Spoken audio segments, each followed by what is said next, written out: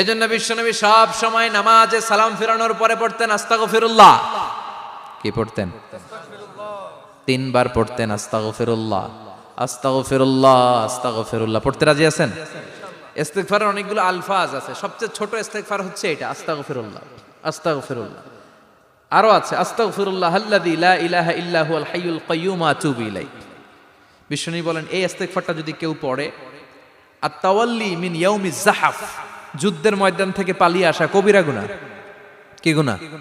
কাফেরদের সাথে যুদ্ধ, আমি তাগড়া যুবক, তলোয়ার নিয়ে নেমেছি, আমার দেহের 1 ফোঁটা রক্ত থাকা পর্যন্ত আমি যুদ্ধ চালিয়ে যাব, আমি ফিরে আসতে পারবো না, আইনটা কার? ফিরে আসলে কবিরা গুনাহ। বিশ্বনবী বলেন যুদ্ধের ময়দান থেকে ফিরে এসেছে এরকম কবিরা গুনাহ অবলম্বনকারীও যদি আস্তাগফিরুল্লাহ আল্লাযী লা ইলাহা ইল্লা হুয়াল হাইয়ুল কাইয়্যুম ওয়া আতুবু ইলাইহি পড়ে, ওই কবিরা গুনাহকারীকেও ক্ষমা করে দিবে কে? পড়তে রাজি আছেন তো? আবার সাইয়েদনা আবু বকর বললেন, ইয়া রাসূলুল্লাহ আল্লিমনি দুআআন আদউ বিহি ফি সালাতি, এমন দোয়া আপনি আমারে শিক্ষা দেন যেই দোয়াটা আমি নামাজে পড়তে পারি।